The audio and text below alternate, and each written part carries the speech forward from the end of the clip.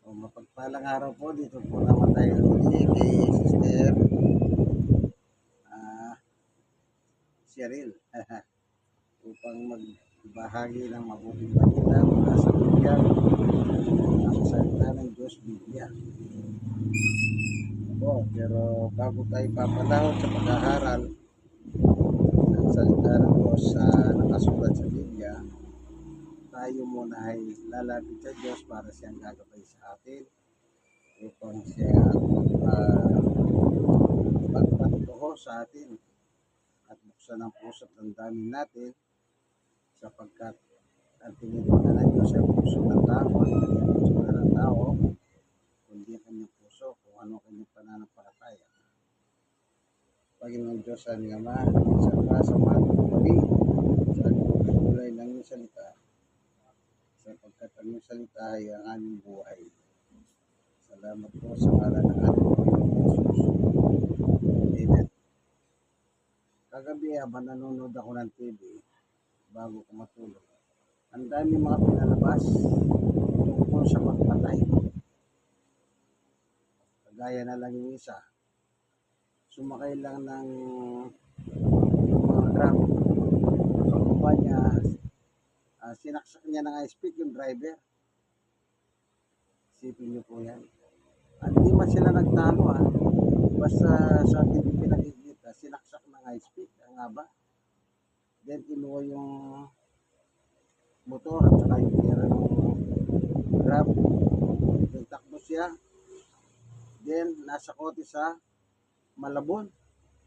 Nagnakaw na naman ng cellphone. Then nahuli ito, kinuyog. Isipin niyo po yan.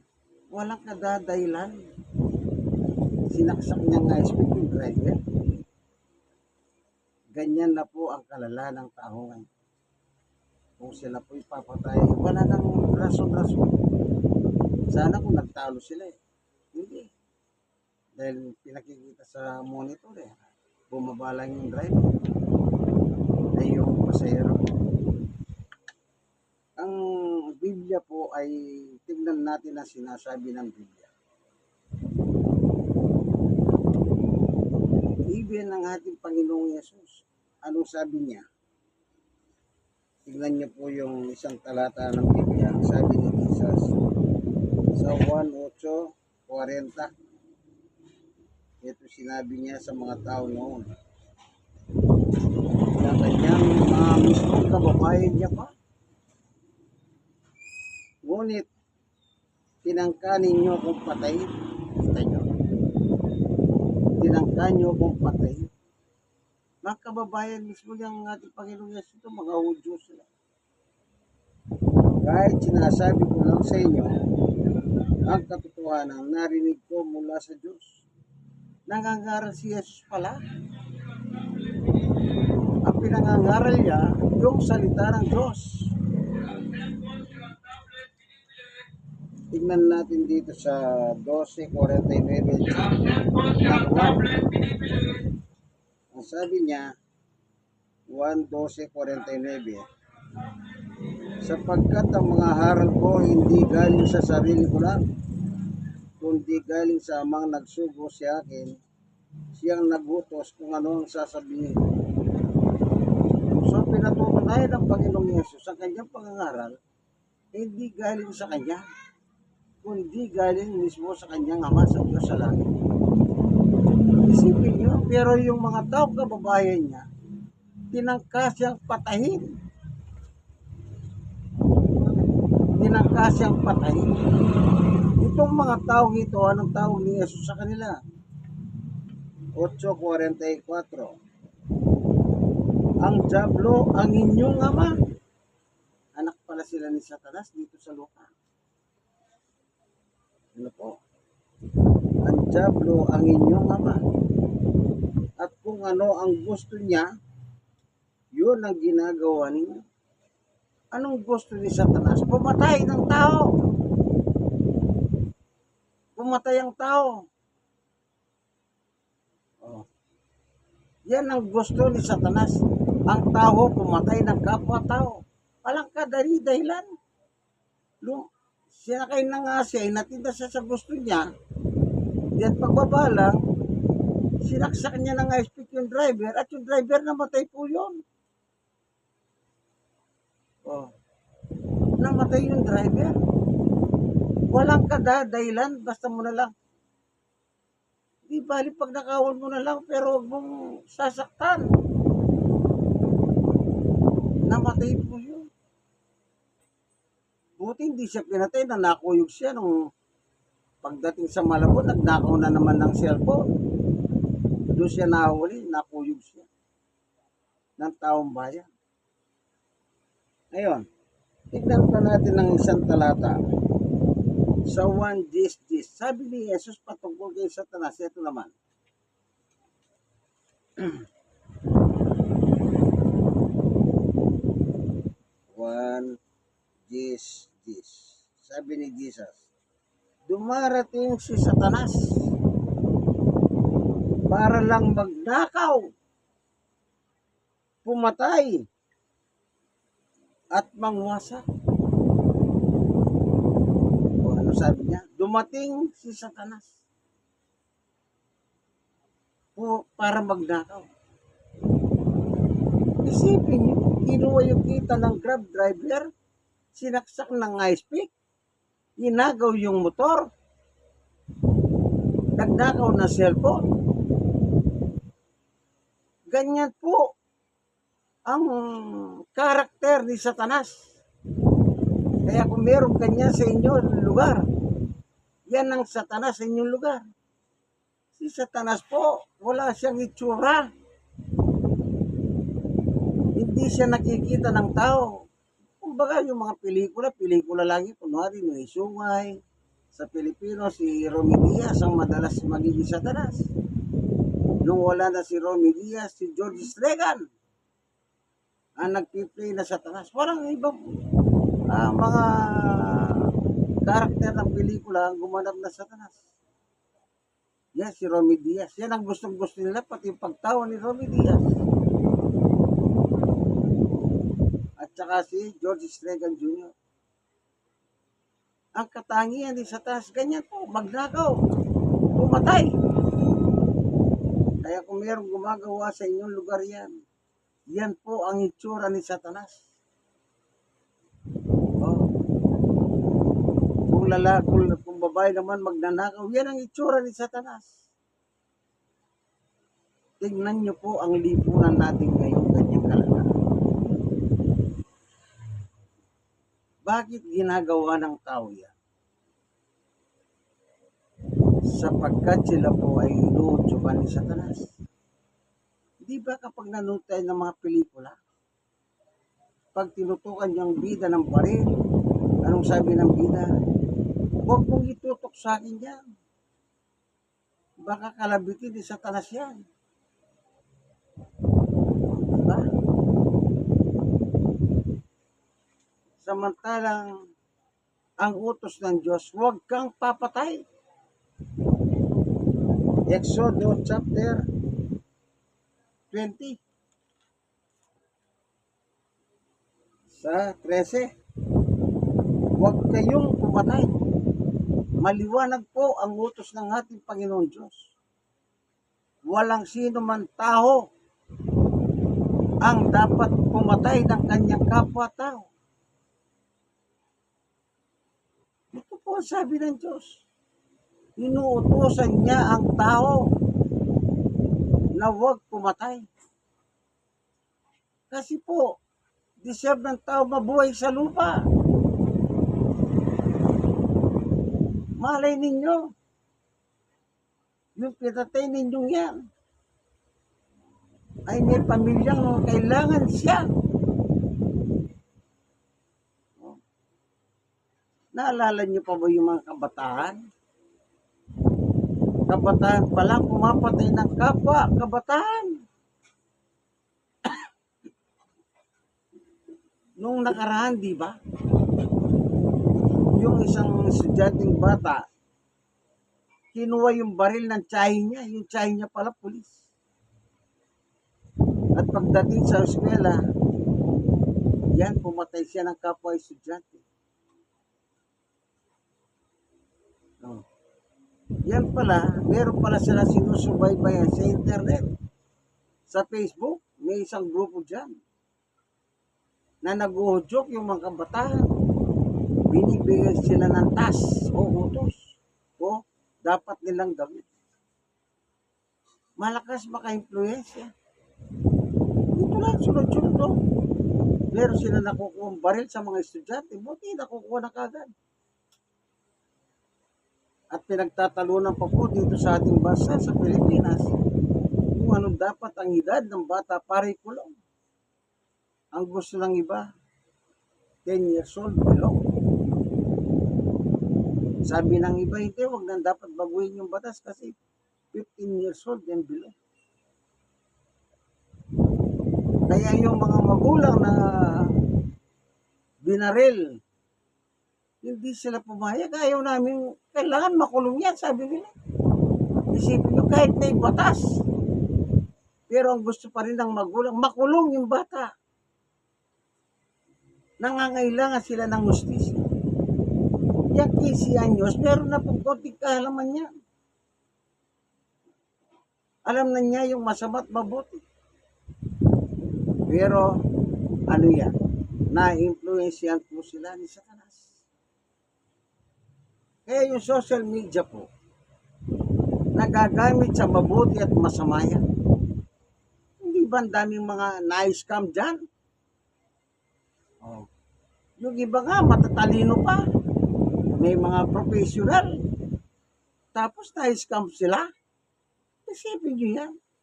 Ang nagiging kawawa sa ibang mga yan na nababasa ko sa social media, yung mga nagretiro po ng mga government employee. Tumanda sila dyan nang dumating yung retiro nila, nakuha nila. Maraming mga scam silang nakahingganya sa kanila. Hanggang sa naglaho ang kanilang tinanggap na retiro. Isipin niyo kung gaano kahirap yun. Diyan ka tumanda, yan na lang ang kailangan mo dahil na-retiro ka na. Pagkatapos may i-scam ka pa. Ganyan na po ang mundo natin ginagagalawan. Bakit? Bakit ganyan ang mundo natin ginagagalawan? Ayon po kay Juan, dito po sa unang sulat ni Juan, chapter 20, verse 19. Ano po sabi ni Juan? Ang buong mundo ay nasa ilalim ng kapangyarihan ng Diablo. The entire universe.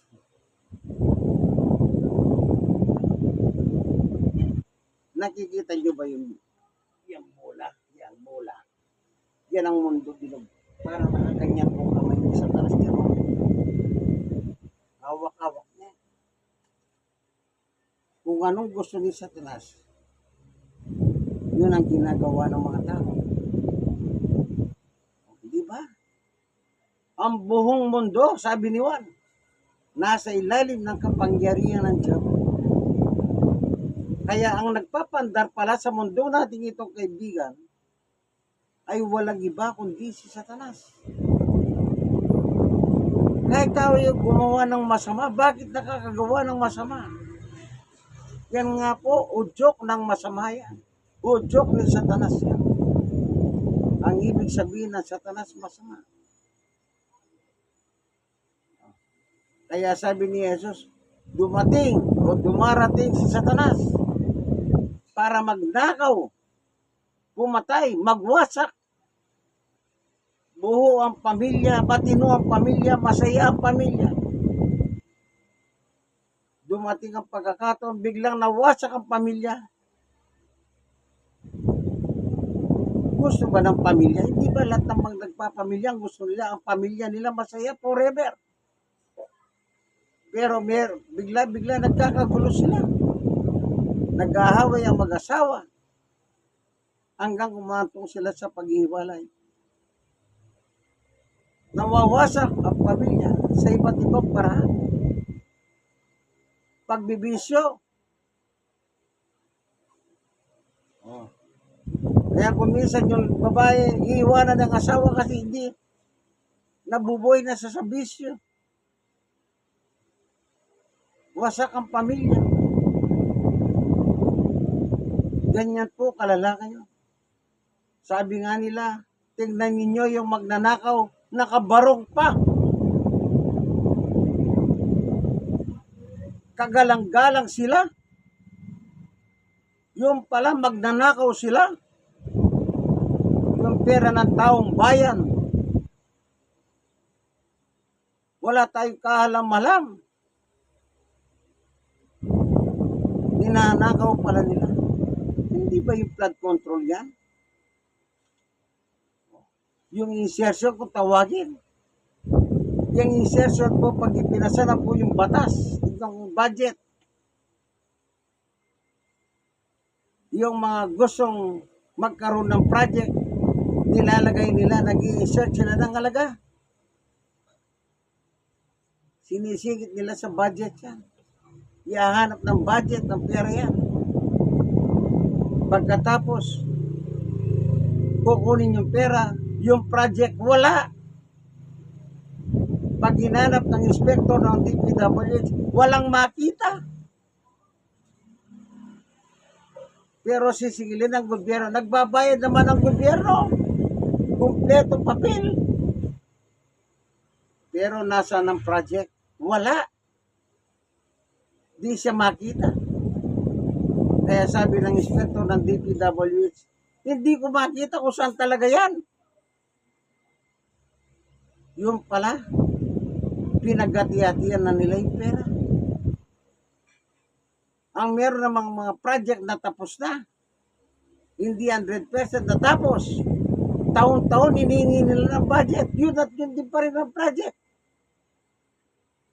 At hindi naman natapos yung project. Nasaan yung pera ni Juan de la Cruz? Yan, pinagati-hatian na naman ng mga magnanakaw. Kaya sabi nila, saan makikita ang buhaya? Yung iba sabi nila, doon sa Davao, dahil may crocodile farm doon. Sa Palawan, mayroong crocodile farm doon. Hindi, sabi ng iba. Magpunta ka lang sa Senado, magpunta ka lang sa Kongreso, ang daming buhaya. Walang kabusungan. Tayong mga mamamayan ang nagiging biktima, kaibigan. Lalo na kung ikaw ay nagbabayad ng buwis. Mas masakit para sa iyo. Yung binabayad mong buwis, hindi nagagamit sa tama. Napupunta sa kanilang mga bulsa. Naalala niyo nung magsimula yung mga flood control, yung mga mayayaman ng kongresista, yung mga hanak, makita mo sa abroad, nagliliwaliw. Isipin nyo, magkano lang ang sweldo ng congressman, magkano lang ang sweldo ng senador, pero makita mo sila, nagliliwaliw sila. Tapos pag magsalita sila, ang yabang nila. Magkano yung pagkain na kinain nila isang plato lang, libo-libo kalaga. Sa kanila, walang kwenta yan. Bakit? Hindi nila pinaghirapan yung pera. Ninakaw nila yon. Di ba nagkandawala sila sa social media? Yung mga anak ng mga congressman, asawa ng senador. Saan kayo yung, alam nyo sa Baguio, yung isang lugar doon na, yung maganda, ano bang lugar yon? Isipin nyo. Ganong kalala ang nakawan na ginagawa ni Satanas. Kaya sabi ng Biblia, huwag kang magnanakaw. Sabi ng Diyos, hindi niya lang sinabi huwag kang papatay. Ano yung talata yun? Exodo pa rin. Anong sabi ng Diyos? Sa 15, huwag kayong magnanakaw. Anong katangian ni Satanas? Magnanakaw. Anong katangian ni Satanas? Mamamatay tao. Mula pa sa simula, sabi ni Jesus, mamamatay yung tao na yan. Kita nyo.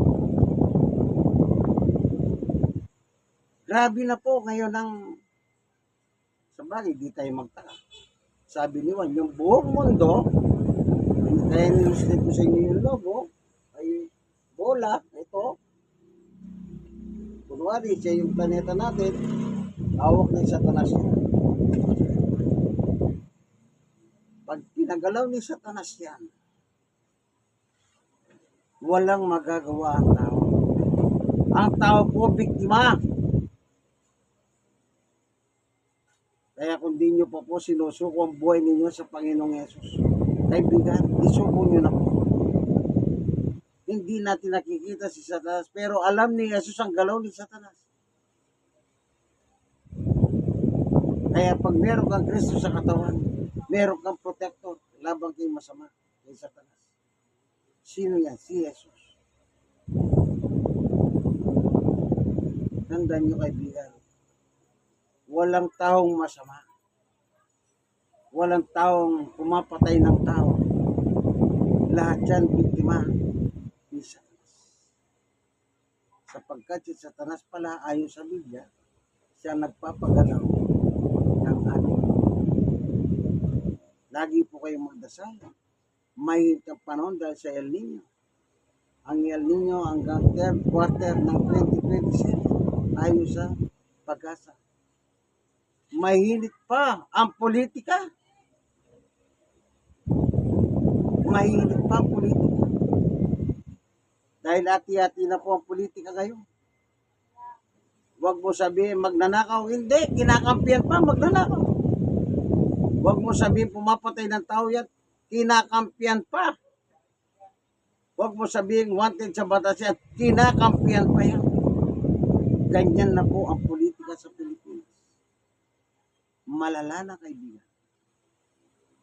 Malala na. Kaya lagi po kayong magdasal. Hingin niyo po ang hawa ng Diyos. Salamat, Panginoon, sa iyong pagtuturo sa amin at pinapahalala mo sa amin kung anong katangian ni Satanas na nakikita namin sa mga tao. Salamat po, Panginoon Diyos, sa iyong salita na nagdadala sa amin ng kaalaman. Maraming salamat po sa pangalan ni Jesus. Amen. Ito po ang inyong kaibigan ni Jesus Brother Manny Basta. Siya naman po si Sister Cheryl. Dito po tayo sa Barangay 96, Sonic, District 1, Manila. God bless us all.